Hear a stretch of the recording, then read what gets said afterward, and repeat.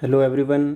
इस वीडियो में हम लोग ये बात करेंगे कि मॉडर्न इंडिया के लिए स्पेक्ट्रम को कैसे पढ़ना है और उसको 3 to 4 डेज़ में कैसे ख़त्म करना है। ठीक है।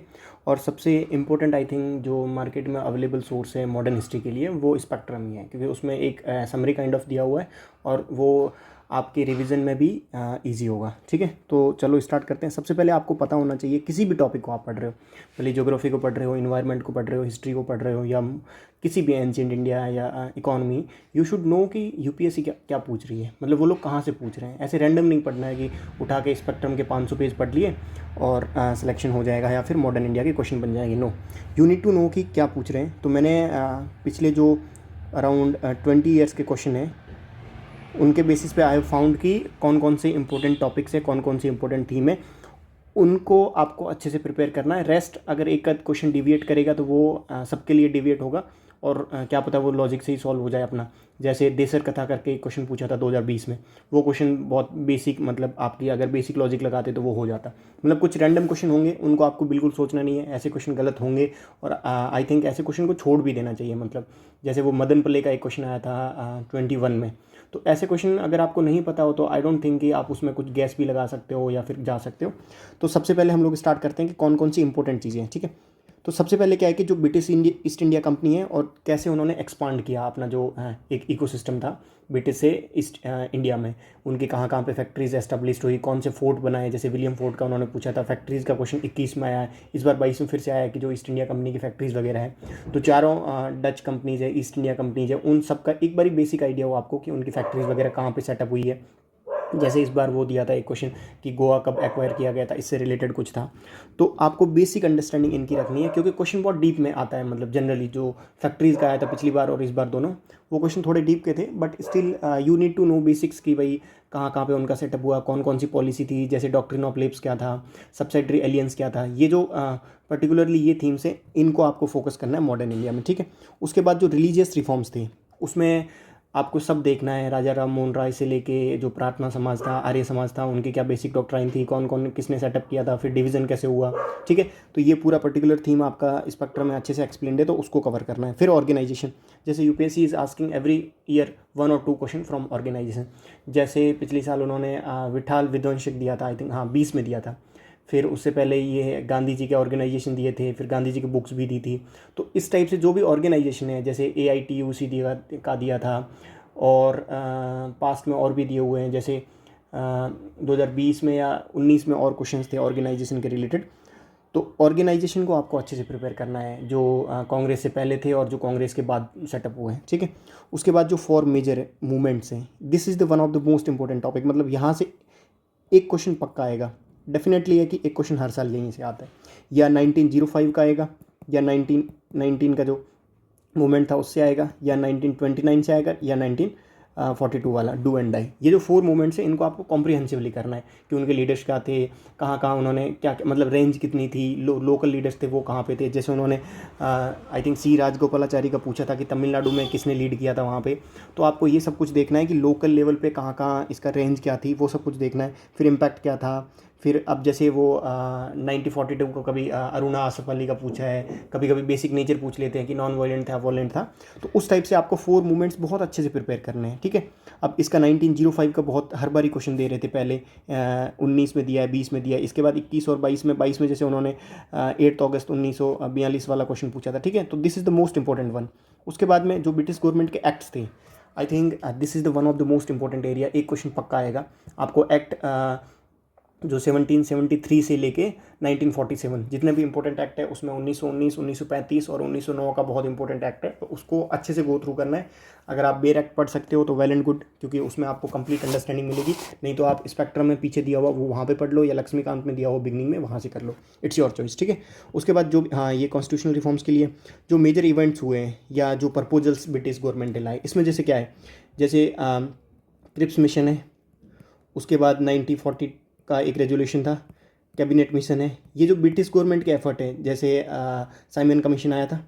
ठीक है, इनको इंपॉर्टेंट है। मतलब ये लोग जैसे कैबिनेट मिशन का पूछ चुके हैं, क्रिप्स मिशन आई थिंक उन्होंने 10 बार पूछा होगा। फिर जैसे गांधी इरविन पैक्ट था, जो मेजर इवेंट्स थे ना उनको प्रिपेयर कर रहे हैं और उनके कैरेक्टरिस्टिक देखने हैं, मतलब उस पर ओपिनियंस नहीं देखनी है कि भाई कांग्रेस ने क्या किया उस पर, या फिर किसी जस्टिस पार्टी ने क्या बोला है, या फिर किसी कोई एक्सट्रीमिस्ट ने क्या बोला है, जो दूसरे लीडर्स थे या फिर जो दूसरे ऑर्गेनाइजेशन थे उनकी क्या ओपिनियन थी, वो नहीं देखना। आपको उनका बेसिक प्रपोजल देखना। जैसे वो नेहरू रिपोर्ट का पूछ सकते हैं कि नेहरू रिपोर्ट के मेन रिकमेंडेशन क्या थे, 1930 में क्या कौन कहाँ पे सेशन हुआ था कांग्रेस का और क्या क्या रिकमेंडेशन उसमें आए थे, ठीक है। तो मतलब जो इस टाइप के मेजर इवेंट्स थे, मेजर प्रपोजल थे ब्रिटिश गवर्नमेंट की तरफ से, उनको आपको अच्छे से देखना है, ठीक है। This is the most important thing, ठीक है। उसके बाद आता है मेजर सिविल, ट्राइबल और जो फार्मर की रिवोल्ट्स थी उसमें, जैसे उन्होंने उलगुलन पूछा है, उसके बाद संथाल पूछा है, indigo they are asking same question, indigo I think 2-3 question पूछे इंडिगो पे, उससे पहले तेबागा मूवमेंट पूछा है, चंपारण पूछा है। तो इस टॉपिक से अराउंड लास्ट 10 ईयर्स में 10 तक क्वेश्चन आराम से आ गए। CAPF में जैसे उन्होंने कुक रिवॉल्ट का पूछा था, उसके बाद बस्क मूवमेंट का पूछा है, मतलब इस टाइप से क्वेश्चन दे आर आस्किंग। तो इनमें आपको पर्टिकुलरली अब करना कैसे है, मैंने एक आगे एक्सप्लेन किया हुआ कि किसी टॉपिक को कैसे करना, उसमें हम लोग डिस्कस करते हैं।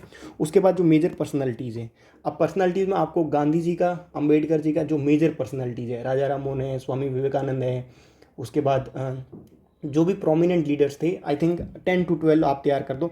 तो उसमें क्या होगा ना कि उनका सब देखना है, मतलब आपको जो उनके ऑर्गेनाइजेशन थे, जो उनकी बुक्स थी, जैसे गांधी जी की बुक उन्होंने पूछी थी 2020 में, ऑर्गेनाइजेशन दे आर आस्किंग कि उन पर्सनैलिटीज़ का कौन सा ऑर्गेनाइजेशन था। केशव चंद्र सेन का उन्होंने क्वेश्चन पूछा हुआ।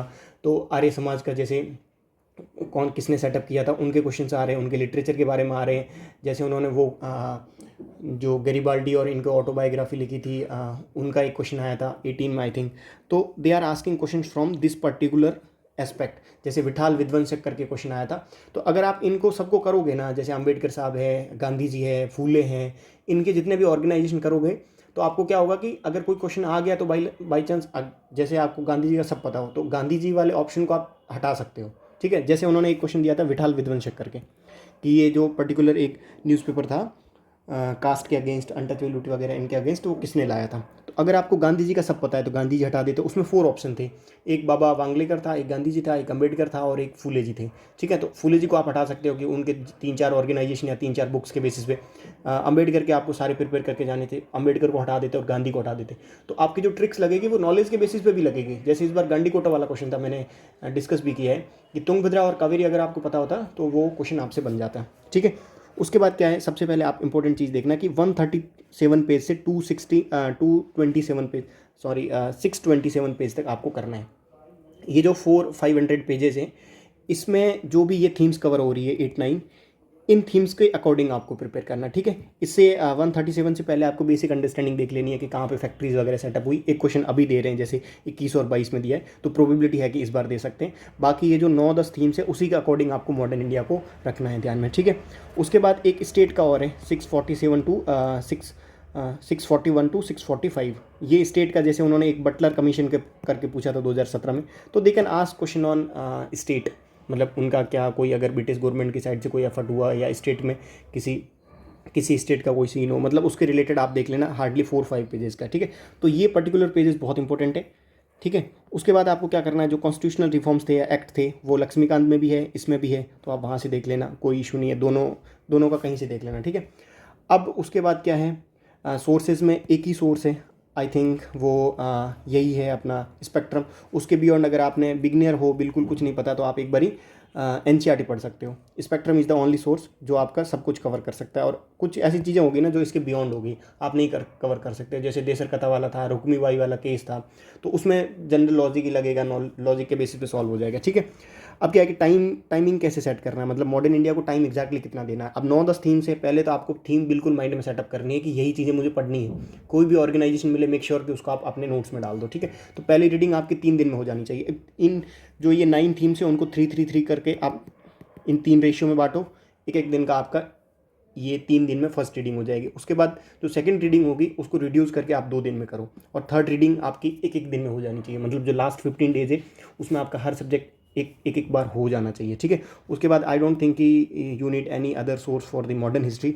आप इसी पे स्टक रहो and believe your source I think मतलब अगर 5-6 क्वेश्चन आ रहे हैं ना तो 4 तक क्वेश्चन लगभग स्पेक्ट्रम से बन जाएंगे। अगर नहीं बने तो सब स्पेक्ट्रम पढ़ रहे हैं। मतलब कुछ क्वेश्चन ऐसे होंगे ना जो बहुत ही एब्रप्ट होंगे, मतलब एब्सर्ड क्वेश्चन होंगे, वो अगर लॉजिक से बने तो ठीक है, नहीं तो छोड़ दो, कोई इशू नहीं है, ठीक है। अब जैसे ये मैंने क्वेश्चन डिस्कस किए थे कि विठल वधवंशिक वाला क्वेश्चन था, आपको कहीं नहीं मिलेगा। देसर कथा वाला था, रुक्मीबाई वाला केस था, ये 20 में क्वेश्चन दिया था, ये सारे क्वेश्चन 20 में थे 2020 में।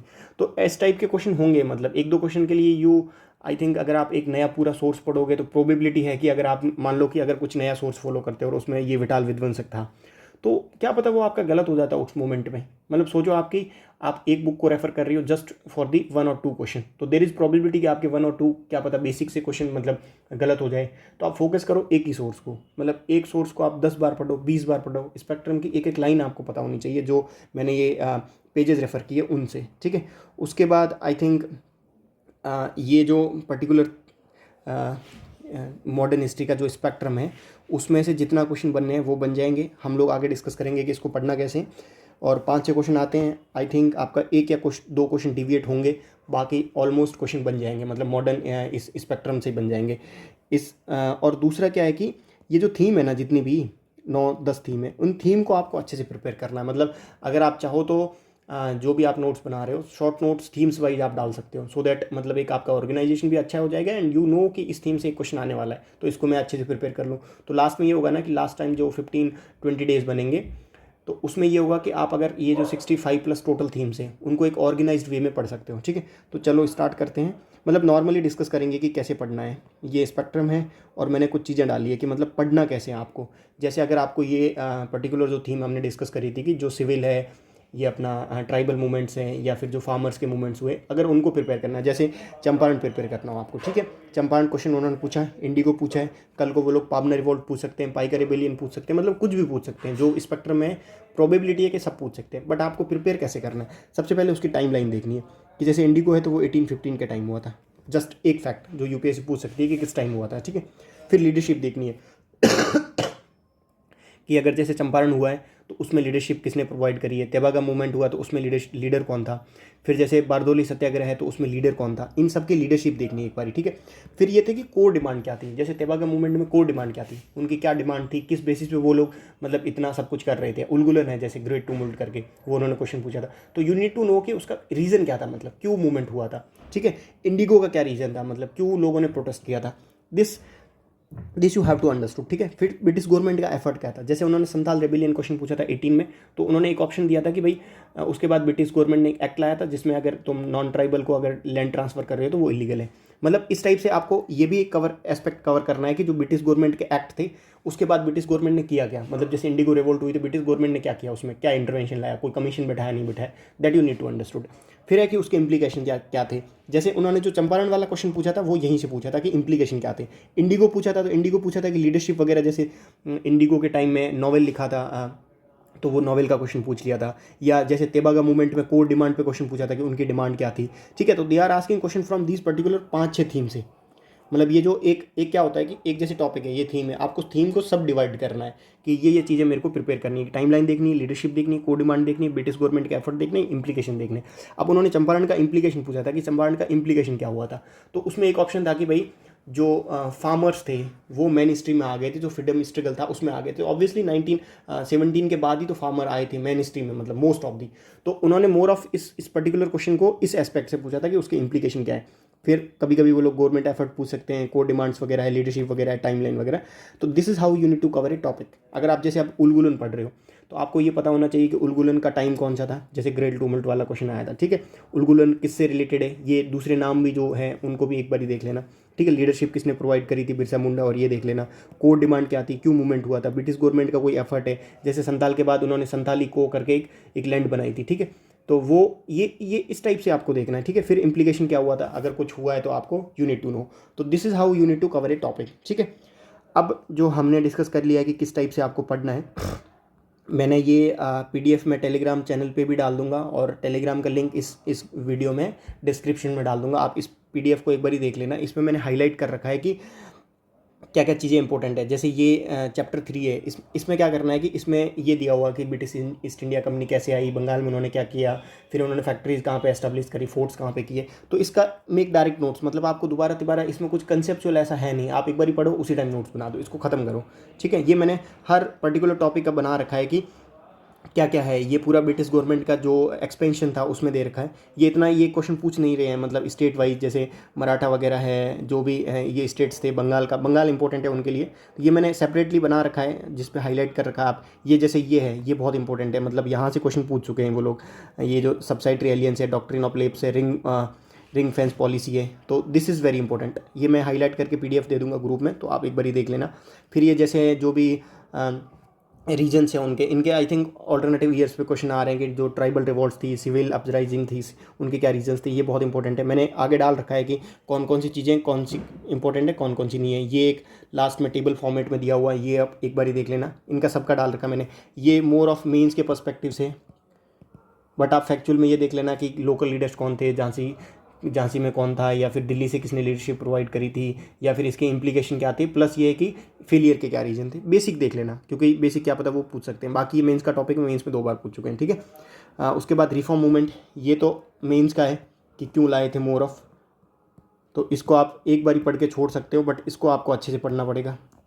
ये जो पर्टिकुलर है इसमें सारा दिया हुआ है कि राजा राम मोहन राय ने क्या एफर्ट किए, ब्रह्मो समाज कब आया था, प्रार्थना समाज कब आया था, ये यंग बंगाल मूवमेंट इन्होंने मेंस में पूछा है 2021 में। ठीक है, ये हेनरी विवियन डेरोजियो का, ईश्वर चंद्र विद्यासागर का क्वेश्चन इन्होंने CAPF में पूछा हुआ है, इस 2021 में फिर से पूछा है। ठीक है, बालकृष्ण जम्बेसकर का अभी ऐसा कुछ क्वेश्चन आया नहीं है। बाकी इसमें देखो ये तो अपडेट हुआ है, चलो गोपाल बाबा वांगलेकर, बट इसको एक बार ही देख लेना है। ठीक है, फिर इन्होंने ये जो भी पर्टिकुलर पर्सनैलिटीज़ है उनको देख लेना, ये बहुत इंपॉर्टेंट है। ये मैं डाल दूंगा उस ग्रुप में कि ये जो पर्टिकुलर थीम है वो बहुत इंपॉर्टेंट है। फिर इसके बाद यहाँ पे स्ट्रगल बता रहे हैं कि जो मॉडर्न जो एक्सट्रीमिस्ट थे और जो दूसरा ग्रुप था उसमें मॉडरेट्स में, उसमें क्या डिफरेंसेस थे। ये एक more of understanding based aspect है, इसको आप देख लेना एक बारी। ये कांग्रेस का है तो कांग्रेस का इतना इंपॉर्टेंट नहीं है, बट कांग्रेस का ये इंपॉर्टेंट है कि उनके सेशंस वगैरह कब हुए थे, पहला जो मुस्लिम प्रेसिडेंट था वो कौन था, या फिर पहला फॉरेनर बंदा प्रेसिडेंट कौन था, या फिर पहली लेडी प्रेसिडेंट कौन थी, इस टाइप से आपको देखना है। ठीक है, फिर यहाँ से ये बहुत इंपॉर्टेंट है, यहाँ से जो कोर मॉडर्न हिस्ट्री है 272, यहाँ से 627 तक बहुत इंपॉर्टेंट है। ये मैं हाईलाइट करके PDF डाल दूंगा, इसमें आपको सारा देखना है। जैसे ये 1905 वाला मूवमेंट है कब, मतलब ये उन्होंने सब चीज़ें पूछ रखी है इस पर्टिकुलर टॉपिक्स में। ठीक है, तो ये आपको सब 1947 तक देखना है। जैसे पोस्ट वॉर सिनेरियो, ये नॉर्मल अंडरस्टैंडिंग के लिए। अब जैसे ये है, ये लक्ष्मीकांत का रिपीटेड पोर्शन, लक्ष्मीकांत में भी आपको मिल जाएगा पूरा, तो आप वहाँ से भी कर सकते हो एक बारी, बट आप कोई भी करो, एक कर लो। ठीक है, फिर आपका जैसे ये सारा है डेवलपमेंटल ऑफ एजुकेशन, इसमें इन्होंने आई थिंक 2 क्वेश्चन दिए हुए हैं, एक 18 में आया था, एक 17 में क्वेश्चन आया था। फिर इंडियन प्रेस का question, vernacular press act I think बहुत पहले दिया था, बट दिया था। उसके बाद पीजेंट मूवमेंट, पीजेंट में इंडिगो बार बार पूछ चुके हैं। ठीक है, डेक्कन का पूछ सकते हैं, पाबना पूछ सकते हैं, किसान सभा मूवमेंट पूछा हुआ, मपीला का इन्होंने एक ऑप्शन में दिया था, एक का पूछा हुआ उसमें CAPF में। बारदोली सत्याग्रह इंपॉर्टेंट है, पूछ सकते हैं। ठीक है, ऑल इंडिया किसान कांग्रेस ये पूछा हुआ है। तो ये जो बेसिक चीज़ें हैं इनको आप एक बार देख लेना, ये बहुत इंपॉर्टेंट है। ठीक है, अब यहाँ तक आपको ये जो 626 पेजेस हैं यहाँ तक आपको देखना है। ये जो वर्किंग क्लास है उसमें क्या क्या एफर्ट्स थे, कौन कौन से ऑर्गेनाइजेशन थे, ये आपको इंपॉर्टेंट है देखना है। ठीक है, फिर ये तो बहुत अंडरस्टैंडिंग के लिए एक बार ही देख लेना कि क्या क्या है, इतना इंपॉर्टेंट नहीं है, एक बार ही इन चीज़ों को देखना है। फिर इंडियन स्टेट्स का बहुत इंपॉर्टेंट है, यहाँ पे उन्होंने जैसे बटलर कमीशन करके एक क्वेश्चन पूछा था, तो दे कैन आस्क दिस क्वेश्चन। ठीक है, उसके बाद आपको ये कॉन्स्टिट्यूशनल असेंबली का है, तो कॉन्स्टिट्यूशनल असेंबली आपका ऑलरेडी लक्ष्मीकांत में कवर है, तो वहाँ से देख सकते हो।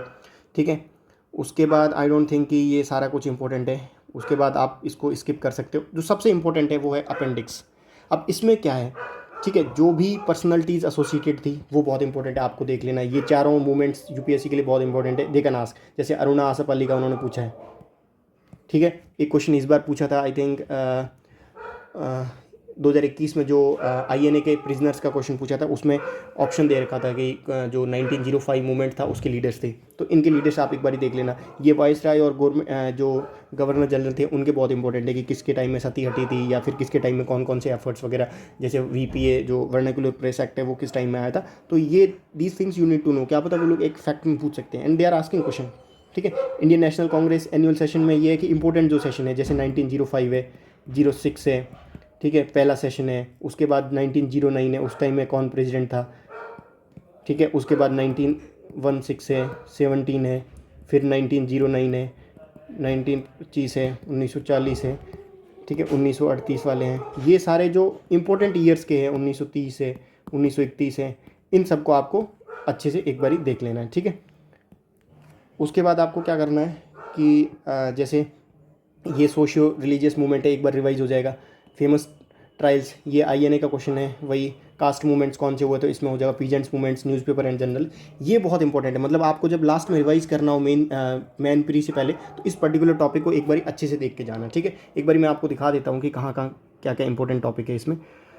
जैसे ये है अपेंडिक्स, इसमें मैंने हाईलाइट भी किया हुआ है, मैं ये PDF डाल दूँगा ग्रुप पे, इसमें आप देखो।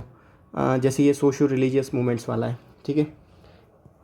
इसमें आपको बेसिक मतलब ब्रीफली सब कुछ मिल जाएगा, जो भी इनके लिटरेचर थे, जो कुछ भी था। They can ask question and they are asking question mains and pre दोनों में। तो ये एक बार ही देख लेना कि केशव चंद्र जो सेन थे उन्होंने क्या किया है, ये किसका कौन सा न्यूज़पेपर था, ये बहुत इंपॉर्टेंट है, ठीक है। फिर यंग बनवाल मूवमेंट, ये पूछा हुआ ऑलरेडी। ये धर्मसभा आई थिंक CAPF में पूछा हुआ है। फिर इन्होंने जैसे राधा स्वामी मूवमेंट एंड दियोबंद स्कूल है, ये पूछ सकते हैं। ये छोटी मोटी चीज़ें हैं। ये जैसे IRA है, आर्य समाज है, इनका ऑलरेडी क्वेश्चन पूछा हुआ है, ठीक है। थियोसॉफिकल सोसाइटी का क्वेश्चन 2020 के एक क्वेश्चन में आया था, ऑप्शन में आया था मदन पल्ले वाले में। तो वो आप एक ऑप्शन यहाँ से हटा सकते हो, मतलब आपको नॉलेज होती कि ADR में सेटअप हुआ है, तो ये क्वेश्चन हट सकता था। डेक्कन एजुकेशन सोसाइटी पूछ सकते हैं। ये सोशल कॉन्फ्रेंस पूछा हुआ है इन्होंने ऑलरेडी, आई थिंक 2008-7 में। फिर मद्रास हिंदू, ये किसी 2017 के क्वेश्चन में के ऑप्शन में था, ठीक है। तो इस टाइप से आपको एक बार ही गो थ्रू कर लेना, मतलब लास्ट में social service league, I think ये पूछा हुआ क्वेश्चन। उसके बाद ये कुछ फेमस ट्रायल्स थे, जैसे उन्होंने INA का यहाँ से क्वेश्चन पूछा, ये तीनों 2021 में। ये आई डोंट थिंक ये अपडेट होगी या फिर नहीं होगी, मेरे को एग्जैक्ट नहीं पता कि ये 2020 में था नहीं था, बट अभी आपको एक बार देख के जाना है, ठीक है। MN रॉय का क्वेश्चन पूछा हुआ है। उसके बाद जैसे ये है कास्ट मूवमेंट्स है, तो सेल्फ रेस्पेक्ट मूवमेंट, ये उन्होंने ऑलरेडी पूछा हुआ। जस्टिस पार्टी का एक किसी ऑप्शन में था, ये इंपॉर्टेंट है। ये सत्य शोधक वाला क्वेश्चन पूछा हुआ पहले से ही, तो इनको आप एक बारी अच्छे से देख लेना है। गांधी जी का हरिजन मूवमेंट था, वो पूछा हुआ है। BR अम्बेडकर और गांधी जी को अच्छे से एक बारी प्रिपेयर करके जाना है, ठीक है।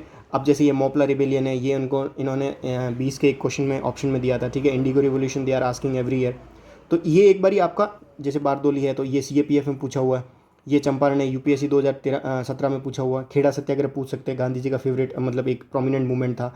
ये बारदोली सत्याग्रह हो गया। फिर जैसे एका मूवमेंट है, ये दोनों CAPF में पूछे हुए, बक्सर मूवमेंट। फिर उसके बाद जैसे तेलंगाना है, ये क्वेश्चन पूछे हुए।